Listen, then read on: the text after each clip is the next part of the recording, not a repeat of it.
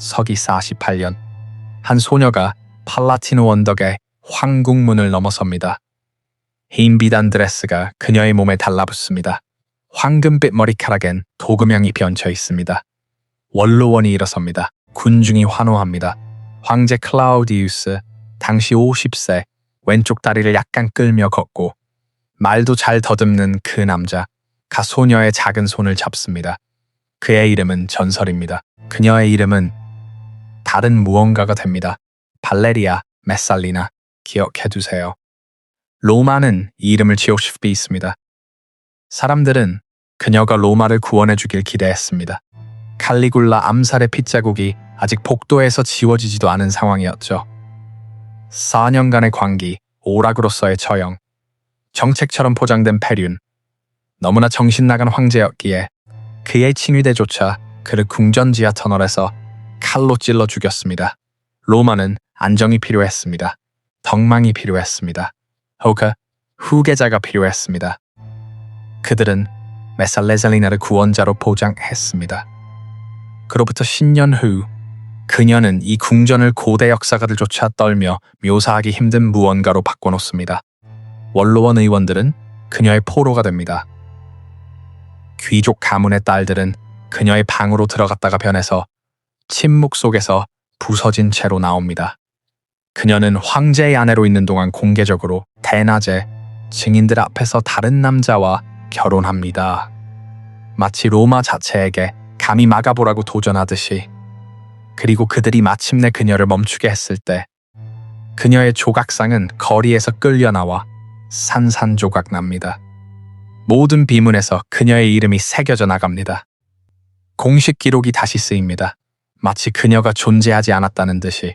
담나티오 메모리아에 기억의 저주점 2000년이 지난 지금 여러분은 여기서 이 이야기를 듣고 있습니다. 로마가 가장 열심히 지우려 했던 것들이 우리가 가장 멈출 수 없이 파헤치는 것들이기 때문입니다. 그렇다면 묻겠습니다. 부패가 권력의 증상이 아니라 권력 그 자체가 될 때 무슨 일이 일어날까요? 서기 38년으로 되돌아갑니다. 포럼은 목소리들로 가득합니다. 비단을 파는 상인들, 곡물 문제를 논쟁하는 원로원 의원들, 기둥 사이를 뛰어다니는 아이들. 로마는 겉으로는 무적처럼 보입니다. 하지만 내부는 이미 썩어가고 있습니다. 티베리우스는 2년 전에 죽었습니다. 편집증에 사로잡혀 모두에게 증오받으며 카프리 섬에서 홀로, 그 다음엔 칼리굴라가 왔습니다. 4년간의 관기, 오락으로서의 처형, 말을 원로원 의원으로 임명, 원로원 의원들이 지켜보는 앞에서 그들의 아내를 욕보이는 자리에 강제로 앉히기. 친위대가 마침내 움직였을 때 서기 41년 1월 24일 29번의 칼질이 그것을 끝냈습니다. 그의 아내도 곁에서 죽었고 갓난 딸의 두개골은 벽에 내동댕이 쳐졌습니다. 로마는 숨을 내쉬었다가 패닉에 빠졌습니다. 다음은 누구? 그들은 커튼 뒤에 숨어있는 그를 발견합니다. 클라우디우스, 말을 더듬는 삼촌, 절뚝거리고 침을 흘리는 집안의 수치. 50세, 권력을 원한 적도 없었고 기대한 적도 없었던 인물. 친위대는 어쨌든 그를 황제로 선포합니다. 그가 자격이 있어서가 아니라 그가 살아있었기 때문에. 그리고 로마에는 도시가 스스로를 갈기갈기 찢기 전에 자주색 옷을 입을 누군가가 필요했으니까. 클라우디우스는 자신이 임시방편임을 알았습니다. 그는 정통성이 필요했습니다. 빠르게 후계자가, 왕조가, 신들이 로마를 버리지 않았다는 증거가. 그래서 그는 발레리아 메살리나와 결혼합니다. 승촌관계 15세 아우구스투스까지 거슬러 올라가는 혈통, 시인들이 경력을 바쳐 묘사하는 아름다움. 흰 피부, 황금빛 머리카락 조각된 것처럼 완벽한 이목구비. 그녀는 이 역할을 위해 만들어진 존재였습니다. 덕망을 위한 교육, 눈을 내리깔도록, 조용히 말하도록, 문명을 하나로 묶는 순결을 구현하도록 훈련받았습니다. 서류상으로는 완벽합니다. 원로원이 승인합니다. 백성들이 환호합니다. 제국에 다시 미래가 생겼습니다. 하지만 아무도 묻지 않은 질문이 있습니다.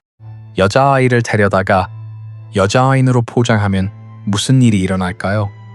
그녀가 명령하면 모든 문이 열리는 궁전에 그녀를 두면 원로원 의원들이 고개를 숙이는 곳에 그녀의 남편은 나이가 베이고 권력을 잃을까봐 두려워하는 곳에 그녀의 모든 가치가 자궁과 순결에만 있다고 겸손하고 순종하고 정숙해야 한다고 덕망에 살아있는 상징이 되어야 한다고 말한다면 무한한 권력을 가진 사람에게 그걸 쓰지 말라는 지시만 내린다면 공개적으로 강요받는 존재와 사적으로 욕망하는 존재 사이의 간극이 심연이 될 때 무슨 일이 일어날까요?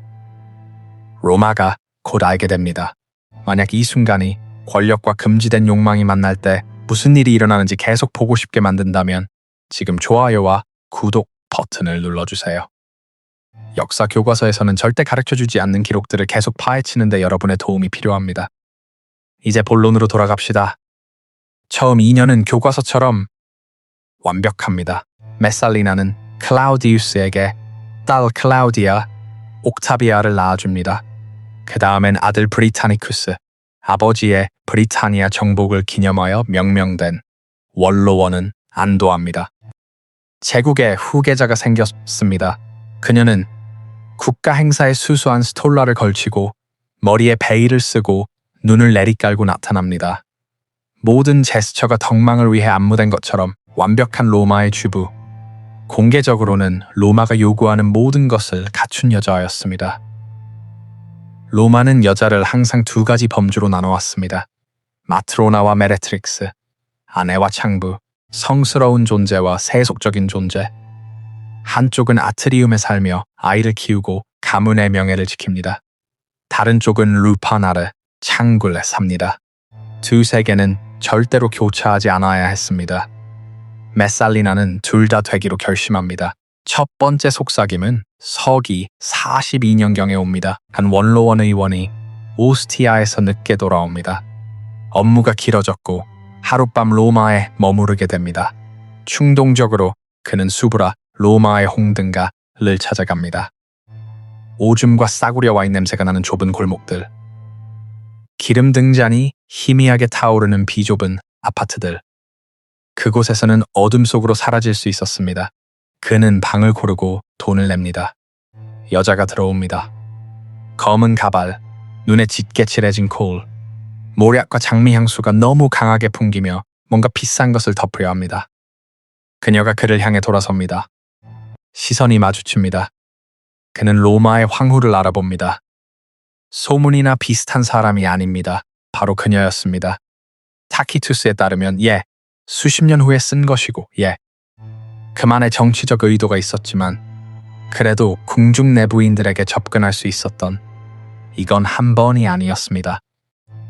메살리나는 리시스카라는 작업명을 채택하고 신라라는 여자가 운영하는 창굴의 단골이 되었다고 합니다. 돈 때문이 아닙니다. 절박해서도 아닙니다. 그 스릴을 위해서 심리를 생각해 보세요.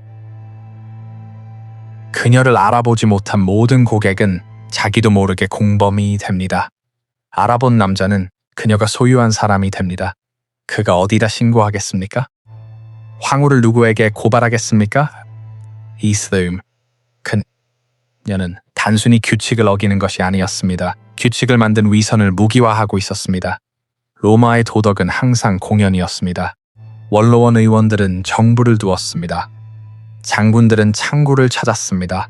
기혼 남성들은 노예와 잠을 잤습니다. 아무도 눈 하나 깜빡이지 않았습니다. 하지만 여자들, 특히 귀족 여자들, 특히 황후는 욕망 위에 있어야 했습니다. 대리석 조각상처럼, 번식 도구처럼, 상징처럼. 메살리나는 그 세 장을 바라보다가 문 밖으로 걸어나갔습니다. 하지만 창굴은 단지 실험실이었을 뿐입니다. 진짜 작전은 궁전 안에서 일어났습니다. 연회 장면을 상상해보세요. 로마의 엘리트들이 앉은 테이블 주변에 비단 소파에 기대어 있습니다. 꿀을 바른 구운 쥐로 가득한 금쟁반들. 보석 박힌 잔에서 포도주가 흐릅니다. 원로원 의원들은 잡담을 나누고 장군들은 브리타니아를 논합니다. 매우 로마적이고 매우 문명적입니다. 메살리나가 신호를 보낼 때까지 하인들이 떠납니다. 문이 닫힙니다. 새로운 손님들이 들어옵니다. 아직 모래와 비와 땀 냄새가 나는 검투사들, 극장에서 온 배우들, 외국 포로들, 때로는 자기 아버지의 경력 논의를 구실로 소환된 귀족 가문의 10대 아들들.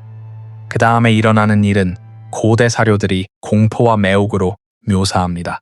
강제 공연들, 굴욕적인 경연들.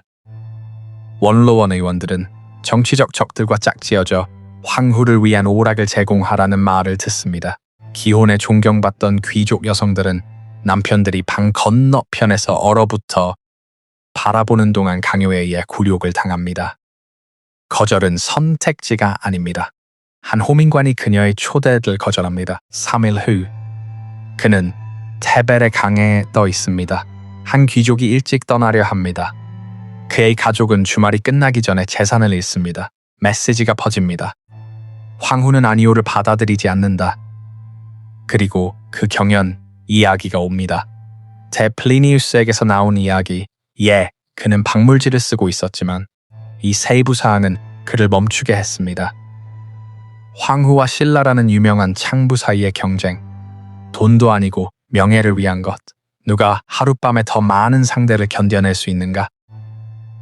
플리니우스는 일식을 기록하듯 임상적 공포와 매혹스러운 정밀함으로 씁니다. 사실인가요?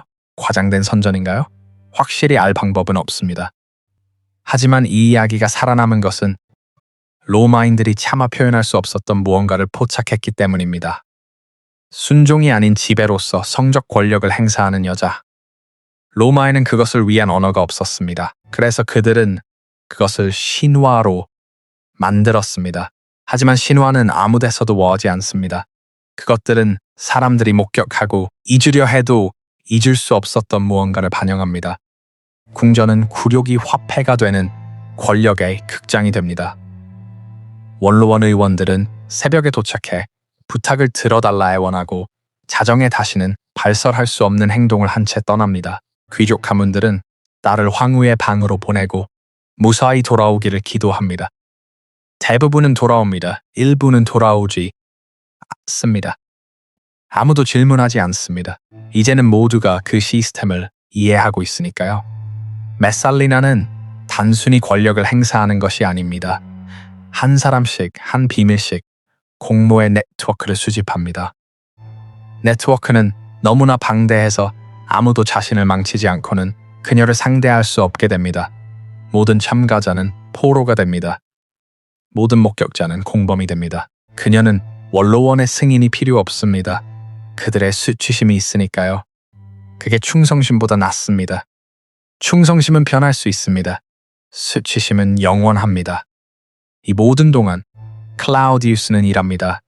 수로를 건설하고 법원을 개혁하고 제국을 브리타니아로 확장합니다. 모두가 과소평가했던 유능한 황제, 그는 알고 있었을까요? 물론 알았습니다. 로마가 수군거리고 있었습니다. 원로원 의원들이 귓속말을 나누었습니다. 그의 해방 노예들이 행동하라고 간청했습니다. 하지만 그가 무엇을 할 수 있었을까요? 그녀는 그의 자녀들의 어머니였습니다. 그녀를 건드린다는 것은 제국 전체 앞에서 자신이 아내도 통제 못하는 사람임을 인정하는 것이었습니다. 그것은 내전을 의미했습니다. 모든 비판자들이 옳았다는 것을 증명하는 것이었습니다. 그래서 그는 권력자들이 언제나 참을 수 없는 진실에 맞닥뜨렸을 때 해왔던 것을 합니다. 외면하고 더 열심히 일하고 썩음이 퍼지지 않는 척합니다. 서기 48년까지 결혼한 지 10년 후 모든 것이 끝나는 해가을입니다. 클라우디우스는 오스티아에서 로마의 곡물 공급을 감독하고 있습니다. 중요한 업무입니다. 도시는 이집트 밀로 살아가고 있었고 어떤 차질이라도 폭동을 의미합니다. 그는 자신의 역할을 다하고 있었습니다. 한편 로마에서 메살리나는 가이우스 실리우스와 다시 결혼하고 있습니다. 집정관 내정자, 로마에서 가장 강력한 원로원 의원 중 하나, 젊고 잘생기고 야심찬. 클라우디우스와는 모든 면에서 반대인. 하지만 여기 당신의 뇌를 깨는 세부 사항이 있습니다. 그녀는 이것을 숨기지 않습니다. 이것은 그늘 속의 불륜이 아닙니다. 이것은 증인이 있고 계약서가 있고 공식 서약이 있는 공개 결혼식입니다. 아직 황제의 아내로 있는 동안 고대 사료들은 넛이 빠진 정밀함으로 이를 묘사합니다. 타키투스는 로마의 엘리트들이 황후가 대낮에 다른 남자와 결혼하는 것을 지켜보는 그 얼어붙은 순간에 대했습니다. 마치 규칙이 그녀에게 더 이상 적용되지 않는다는 듯이 권력을 위한 것이었을까요? 쿠데타 시도? 그녀는 클라우디우스가 반응하기엔 너무 약하다고 생각했을까요? 아니면 메살리나는 이미 위반 자체가 목표가 된 지점에 도달한 것이었을까요? 비밀이 아니라 감히 막아보라는 도전에서 스릴을 느끼는? 우리는 그녀의 생각을 모릅니다. 우리는 그녀의 행동만 압니다. 그리고 로마, 부패하고 타협하고 지쳐버린 로마는 마침내 자신의 한계를 찾았습니다. 나르키수스, 클라우디우스가 가장 신뢰하는 해방노예가 먼저 소식을 듣습니다. 그는 오스티아로 달려가 곡물 장부를 검토 중인 황제를 찾습니다. 그 대화를 쓴 상상에 상상해보세요. 황제에게 아내가 방금 다른 사람과 결혼했다고 어떻게 말합니까? 불가능하게 들릴 때 어떻게 믿게 합니까? 하지만 보고들이 계속 들어옵니다. 확인하는 원로원 의원들. 이제 누군가가 마침내 질문을 하기 시작하자 앞으로 나서는 증인들. 결정적인 세부사항, 결혼 계약서가 서명되었습니다. 법적으로 증인이 있게 부정할 수 없이 웃음이 죽습니다. 그 순간 그의 얼굴을 상상해보세요. 모두가 조롱했던 황제, 말 더듬는 학자, 항상 과소평가받음으로써 살아남은 남자. 공개적으로, 법적으로 배신당했습니다. 로마가 굶주리지 않도록 보장하고 있는 동안 분노가 옵니다. 뜨겁지 않게, 차갑게, 최종적으로 그는 근위대를 등에 업고 로마로 돌아옵니다. 그들은 그녀를 루쿨루스의 정원에서 찾습니다. 그녀는 어머니 레피다와 함께 있습니다. 나이든 여자는 딸에게 행동하라고, 도망치라고, 무언가를 하라고 간청합니다. 하지만 메살리나는 굳어있는 것처럼 보입니다. 어쩌면 10년간 로마를 자신의 의지대로 구부린 끝에 마침내 로마가 다시 구부렸다는 것을 믿을 수 없었던 것인지도 모릅니다. 병사들이 도착합니다. 그녀는 그들을 알아봅니다. 궁전에서 그들을 봤을 수도 있습니다. 심지어 그들 중 일부를 자신의 별장으로 소환했을 수도 있습니다. 이제 그들은 그녀를 위해 왔습니다. 그녀는 무릎을 꿇습니다. 애원합니다. 자녀들을 제공합니다. 9살의 옥타비아와 7살의 브리타니쿠스, 릴린질로. 무엇이든 모든 것을. 병사들은 반응하지 않습니다. 명령은 명령입니다. 그녀는 단검을 잡습니다. 그녀의 손이 떨립니다. 칼날을 자신의 목에 누릅니다. 할 수가 없습니다. 호민관이 앞으로 나섭니다. 그의 이름은 기록되지 않았지만 그의 행동은 기록되었습니다. 그는 칼날을 끝까지 밀어넣습니다. 발레리아 메살리나 아우구스타, 로마의 황후, 한때 원로원 의원들을 지배했던 정원의 풀밭에서 피웅덩이 속에 25세로 죽습니다. 클라우디우스는 담나티오 메모리아를 명령합니다. 기억의 저주, 그녀의 조각상들이 거리에서 끌려나와 산산 조각납니다. 모든 비문에서 그녀의 이름이 새겨져 나갑니다. 공식 기록이 다시 쓰입니다. 메시지, 그녀는 일어난 적이 없다. 하지만 6,000년이 지난 지금 우리는 여전히 그녀에 대해 이야기하고 있습니다. 이런 이야기들이 왜 역사를 기억해야 하는지를 상기시켜준다면 지금 Crimson Historians를 구독해주세요. 과거는 묻힌 채 있지 않습니다. 메아리칩니다. 로마 포름은 아직 서 있습니다. 콜로세움은 수백만 명을 끌어들입니다.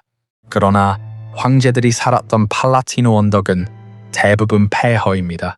관광객들은 부서진 기둥들과 무너져 내린 벽들 사이를 걸으며 아우구스투스와 네로에 관한 안내판을 읽으며 사진을 찍습니다.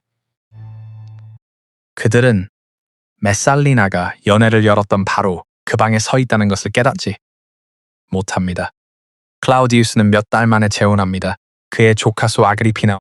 그녀는 메살리나보다 더 영리하고 더 인내심이 있었습니다. 그녀는 결국 클라우디우스를 독살하고 아들 네로를 황제로 앉혀 또 다른 광기의 사이클을 시작합니다. 메살리나의 자녀들은 그녀만큼이나 비극적인 운명을 맞이합니다. 딸 옥타비아는 의붓 오빠 네로와 강제로 결혼당합니다.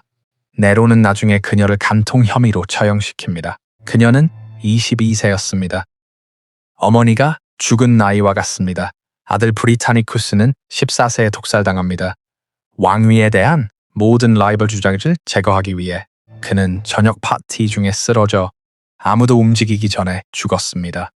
메살리나에 대해 우리가 아는 것이 얼마나 사실일까요?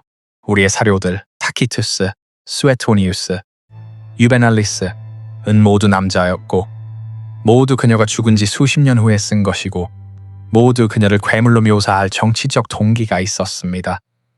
로마의 선전에는 패턴이 있었습니다. 남성 권위를 위협하는 강력한 여성들은 항상 성적 타락 혐의를 받았습니다. 클레오파트라, 아그리피나, 리비아, 메살리나 각본은 절대 바뀌지 않았습니다. 이것이 그녀가 Marge the Wolsoul, 그녀가 무고하다는 뜻일까요? 아닙니다. 실리우스와의 결혼은 일어났습니다. 그것은 그녀를 옹호하는 사람들조차 기록했습니다. 정치적 부패는 실제했습니다. 협박 시스템은 존재했습니다. 그녀에 반대하는 사람들이 죽었습니다. 하지만 특정 세부 이야기들, 진실이 어디서 끝나고 선전이 어디서 시작하는지 우리는 결코 알 수 없을 것입니다. 우리가 아는 것은 이것입니다. 15세 소녀가 50대 남자와 결혼했습니다. 그녀의 가치 전부가 순결과 자궁에 있다는 말을 들었습니다. 어마어마한 권력을 받았지만 그것을 어떻게 써야 한다는 교육은 없었습니다. 지침도 없었습니다. 후계자를 낳고 덕망 있어 보이는 것 이외의 목적도 없었습니다. 그리고 그녀가 위반을 통해 통제를 통해 로마 자신의 위선을 자신에게 반전시킴으로써 강함을 느끼는 방법을 찾았을 때 그녀를 만들어낸 제국이 그녀를 파괴하고 그 다음 2000년 동안 그녀를 괴물이라고 불렀습니다. 오늘날 팔라티노에 서면 공기 중에서 무언가를 느낄 수 있습니다. 유령이 아닙니다. 로마는 그런 식으로 출몰하지 않습니다.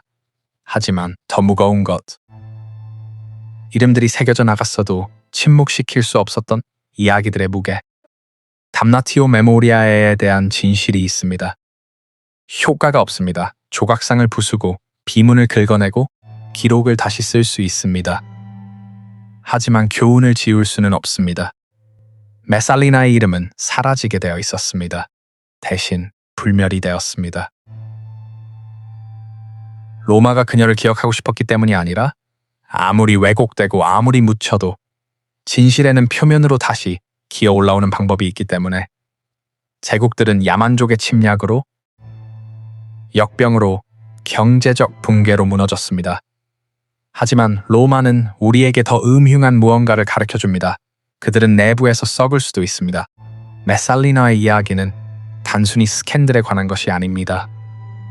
권력이 게임이 될 때, 수치심이 화폐가 될 때, 제국을 이끌어야 할 사람들이 그 부패를 멈추기에 너무 타협되었을 때 무슨 일이 일어나는가에 관한 것입니다. 역사는 반복됩니다. 우리는 지금도 권력과 수치심이 같은 침대에서 자는 시스템 안에 살고 있습니다. 한국의 역사에서도 비슷한 이야기들을 찾을 수 있습니다. 이름이 지워진 사람들, 기록이 다시 쓰인 사건들, 너무 불편해서 인정할 수 없었던 진실들. 마르쿠스 아우렐리우스는 메살리나가 죽고 100년 후에 이런 말을 썼습니다. 표면 아래를 보라. 사물의 진정한 특성과 가치가 당신을 빠져나가지 않도록 하라. 그는 그녀 같은 지도자들에 대해 생각하고 있었습니다. 겉모습은 빛나지만 내면은 썩어가는 사람들. 하지만 그는 우리에게 경고하고 있었을 수도 있습니다. 방금 역사의 가장 어두운 진실 중 하나를 목격하셨습니다. 로마가 묻으려 했지만 묻을 수 없었던 이야기. 이런 기록들이 제국이 얼마나 취약한지, 권력이 우리가 보고 싶지 않은 방식, 어떻게 부패하는지 상기시켜준다면 Crimson Historians를 구독하고 과거를 살아있게 유지하는 것을 도와주세요. 우리가 이 교훈들을 잊는 순간이 우리가 그것을 반복할 운명에 처하는 순간입니다.